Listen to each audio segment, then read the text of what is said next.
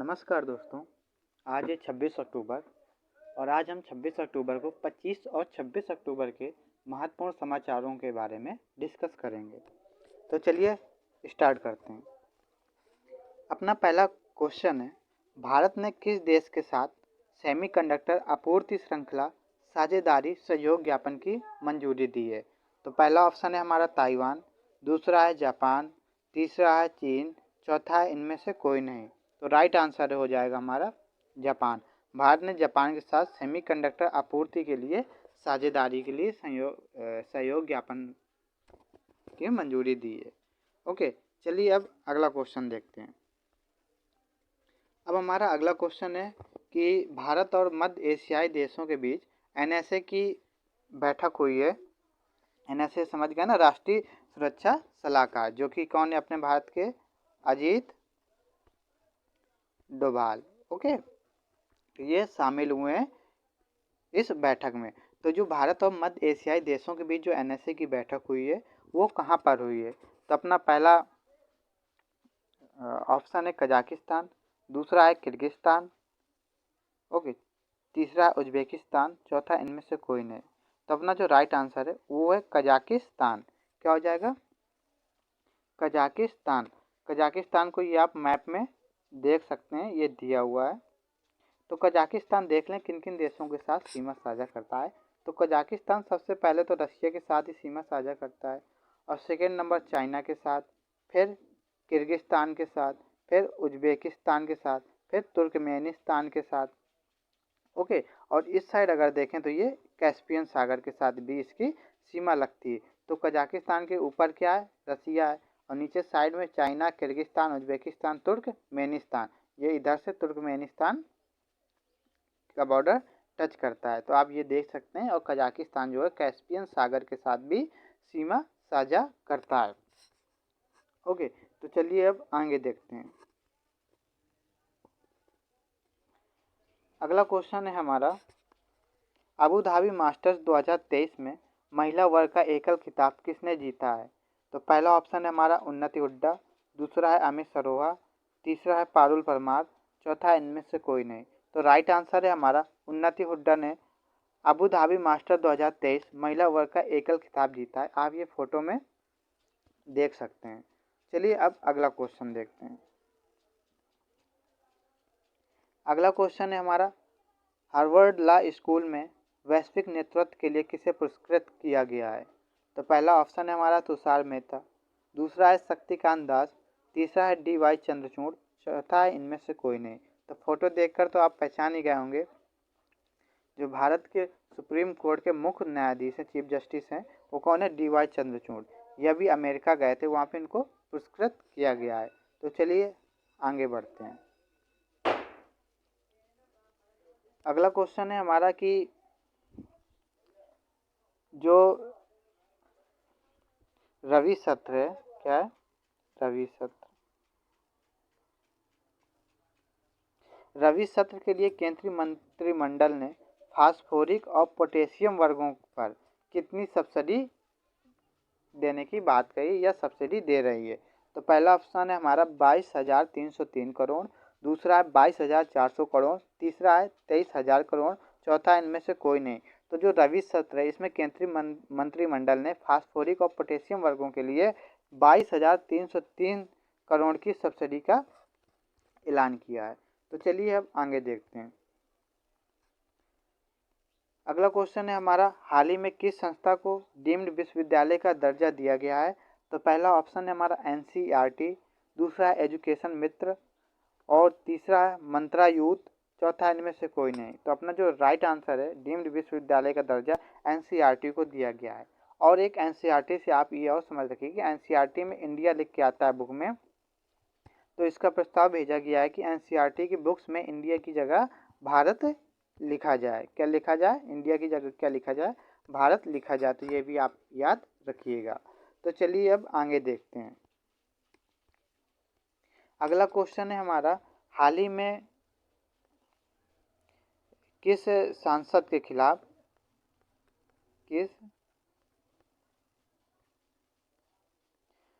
के खिलाफ लोस आचार संहिता ने जांच शुरू की है? पहला ऑप्शन है हमारा महुआ मोइत्रा, दूसरा है राहुल गांधी, तीसरा स्मृति ईरानी, चौथा इनमें से कोई नहीं। तो राइट आंसर है महुआ मोइत्रा के खिलाफ जो है लोस आचार समिति ने जांच शुरू की है। ये फोटो में आप देख सकते हैं और ये टीएमसी पार्टी से सांसद हैं। टीएमसी पार्टी कौन, ये आप फोटो देख सकते हैं किनकी, ममता बनर्जी जो कि पश्चिम बंगाल की क्या है, सीएम है। ये उस पार्टी से क्या है, सांसद है। लोस आचार समिति ने जांच क्यों शुरू की है इसके बारे में भी आपको बता देते हैं कि अभी संसद पे इन पे आरोप लगा है कि ये जो क्वेश्चन पूछती हैं वो पैसे लेकर पूछती हैं। तो इसी की जांच के लिए क्या हुई है, लोस आचार समिति की बैठक हुई थी और उसी समिति ने जांच शुरू की है। चलिए अब आगे देखते हैं। अगला क्वेश्चन है हमारा एससीओ की अध्यक्षता कहाँ हुई, या कह दें कि बैठक कहाँ हुई। एससीओ आप जानते हैं ना, संघाई कॉरपोरेशन ऑर्गेनाइजेशन, इसका क्या है फुल फॉर्म है। ओके, एससीओ की, एससीओ में मुख्यतः जो होते हैं राष्ट्रों के राष्ट्राध्यक्ष ही भाग लेते हैं, जैसे भारत के प्रधानमंत्री हो गए या किसी देश के राष्ट्रपति हो गए या प्रधानमंत्री हो गए, ये भाग लेते हैं। तो सबसे पहले इसमें देखें कि इसकी बैठक कहाँ पे हुई है। पहला ऑप्शन है हमारा कजाकिस्तान, दूसरा है किर्गिस्तान, तीसरा है चीन, चौथा इनमें से कोई नहीं। जो राइट आंसर है एससीओ की जो बैठक हुई है वो किर्गिस्तान में हुई है।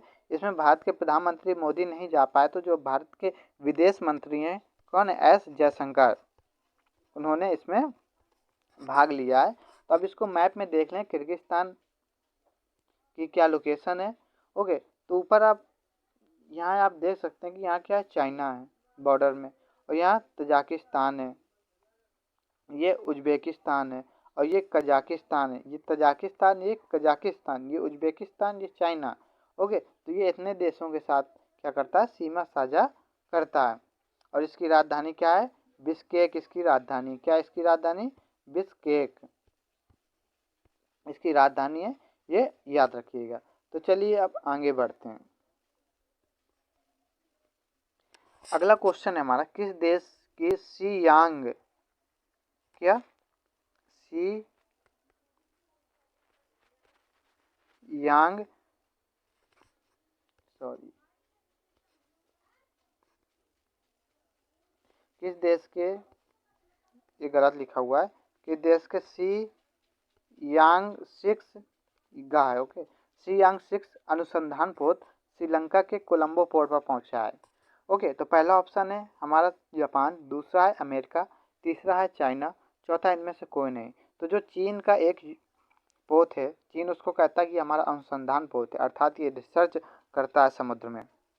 ओके, रिसर्च पोत जो है सी यांग 6, क्या नाम है उसका, सी यांग 6, वो क्या हुआ है कि जो श्रीलंका का कोलंबो पोर्ट है वहाँ पर पहुँचा है, श्रीलंका के कोलंबो पोर्ट पे पहुँचा है। तो ये न्यूज़ में क्यों आई, जैसे आप देख सकते हैं भारत है और ये इधर श्रीलंका है, तो कोलंबो पोर्ट में पहुँचा है। तो ये चूँकि श्रीलंका भारत से बहुत नज़दीक है, तो भारत कहता है कि चाइना जो है इस पोत के थ्रू भारत पे क्या करता है, जासूसी करता है, भारत की लोकेशन को ट्रेस करता है, कहाँ क्या उसके जहाज, इन सबको ट्रेस करता है। इसलिए भारत ने जो क्या की है, आपत्ति अपनी जाहिर की है। ओके, तो आप अब क्वेश्चन में याद रखिए, अब बताइए आप कि भारत और श्रीलंका के बीच कौन सी जल संधि है। तो यहाँ पे कौन सी संधि, पाक की जल संधि है, इसको पाक स्ट्रेट कहते हैं, PALK। ओके, ये पाक स्ट्रेट कहते हैं, ये याद रखिएगा। तो चलिए अगला क्वेश्चन देखते हैं।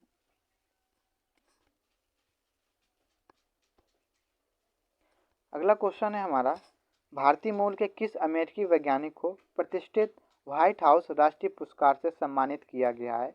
तो पहला है हमारा अशोक गाडगिल, दूसरा है डॉक्टर सुब्रत रोज, तीसरा है दोनों, चौथा इनमें से कोई नहीं। तो राइट आंसर है हमारा सी, दोनों। यानी कि भारतीय मूल के जो अशोक गाडगिल और डॉक्टर सुब्रत रोज हैं वो अमेरिका में क्या है, वैज्ञानिक है, और उनको प्रतिष्ठित व्हाइट हाउस पुरस्कार से सम्मानित किया गया है। जो वहाँ के प्रेसिडेंट हैं जो बाइडेन, ओके, उन्होंने इनको क्या किया है, सम्मानित किया है। चलिए अब आगे देखते हैं। अगला क्वेश्चन है हमारा कि जमरानी बांध परियोजना कहाँ है। पहला ऑप्शन है हमारा हिमाचल प्रदेश, दूसरा है हमारा उत्तराखंड, तीसरा है उत्तर प्रदेश, चौथा इनमें से कोई नहीं। तो राइट आंसर है हमारा उत्तराखंड।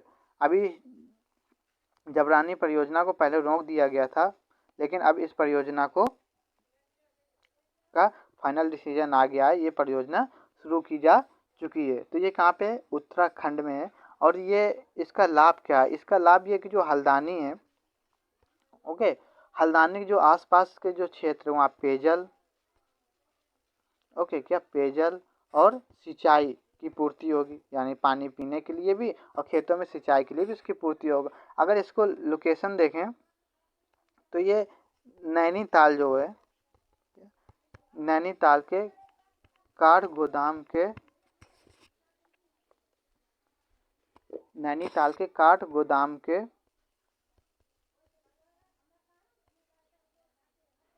गौला नदी पे, किस नदी पे, गौला नदी पे है। किस नदी पे, गौला। नैनीताल के पास एक जगह है क्या, काठगोदाम, उसके वहीं पे क्या, गौला नदी है। तो उसी नदी पे जमरानी बंद परियोजना की शुरुआत की गई है, कहाँ पे, उत्तराखंड में। और इसका प्रमुख जो लाभ होगा वहाँ पे, वो क्या होगा कि वहाँ भी पानी पीने के लिए और सिंचाई की व्यवस्था होती जाएगी, कहाँ पे, हल्द्वानी के आसपास। चलिए आगे देखते हैं। अगला क्वेश्चन है हमारा, 37वें राष्ट्रीय खेल में भारोत्तोलन का वर्ल्ड रिकॉर्ड किसने बनाया। 37वें राष्ट्रीय खेल आपको पता ही होगा कहाँ पे चल रहे हैं, गोवा में। गोवा के कहाँ पे, जो वहाँ की उसकी राजधानी है पणजी में। ओके, तो पहला ऑप्शन है हमारा दीपाली गुरसाले, दूसरा है प्रशांत कोहली, चौथा है दोनों, सॉरी तीसरा है दोनों, चौथा है इनमें से कोई नहीं। तो राइट आंसर है हमारा सी, 37वें राष्ट्रीय खेल में भारोत्तोलन का वर्ल्ड रिकॉर्ड जो है दीपाली गुरसाले और प्रशांत कोहली दोनों ने बनाया है। तो चलिए आगे देखते हैं। अब थोड़ा पैरा एशियाई खेलों के बारे में जान लें कि सबसे पहले यही जान लें कि पैरा एशियाई खेल कहाँ हो रहे हैं, हांगझाऊ चीन में हो रहा है, जहाँ एशियन गेम्स हुए थे। ओके, इनके ध्वजवाहक कौन थे, सबसे पहले ये देख लेते हैं, इनके कौन ध्वजवाहक कौन थे। तो एक पहली जो है पारुल परमार, और second number Amit Saroha, Amit Saroha. Okay, तो याद रखिए कि कौन है, ये ध्वजवाहक हैं। और इनके बारे में जान लेते हैं कि अभी कितने मेडल आए हैं, कितने नहीं आए। एक एक बताना तो मुश्किल है, आप जानते होंगे सुमित अंतिल, इन्होंने 70 मीटर भाला फेंका है और इन्होंने क्या किया, वर्ल्ड रिकॉर्ड बना लिया है जेवलिन में। पैरा एशियाई खेलों में इन्होंने क्या किया, वर्ल्ड रिकॉर्ड बनाया। इसके बारे में देख सकते हैं भारत ने अभी तक टोटल जो 64 मेडल जीते हैं। 64 में जो है अभी 15 स्वर्ण पदक हो गए हैं, 15 स्वर्ण पदक हो गए हैं, और 20 क्या हो गए हैं, रजत पदक हो गए हैं, और 29 जो है कांस्य पदक हैं। ये याद रखिएगा। अब भारत ने अगर देखा जाए एशियन गेम्स में कितने जीते थे, टोटल 107 एशियन गेम्स में जीते थे। तो इसमें पैरा एशियाई खेलों में याद रखिए जो ध्वजवाहक थे हमारे वो कौन है, पारुल परमार और अमित सरोह। ये कहाँ पे, हांगझाऊ चीन में हो रहा है, जहाँ पे एशियन गेम्स हुए थे। और इसके अंतिम पंगाल जो है उन्होंने क्या किया है कि जेवलिन थ्रो में वर्ल्ड रिकॉर्ड बना दिया, 70 मीटर इन्होंने भाला फेंका है। अगला देखें अपना कि टोटल कितने 64 पदक अभी तक भारत जीता है, जिनमें 15 स्वर्ण, 20 रजत और 29 कांस्य पदक हैं। अगर देखा जाए एशियन गेम्स में, तो एशियन गेम्स ने 107 पदक जीते थे। ओके, तो ये भी आप याद रखिएगा। तो आज की हमारी करंट अफेयर यहीं समाप्त होती हुई। आपको ये क्लास कैसी लगी कमेंट में ज़रूर बताएं और अपने दोस्तों के साथ भी शेयर करें। Thank you.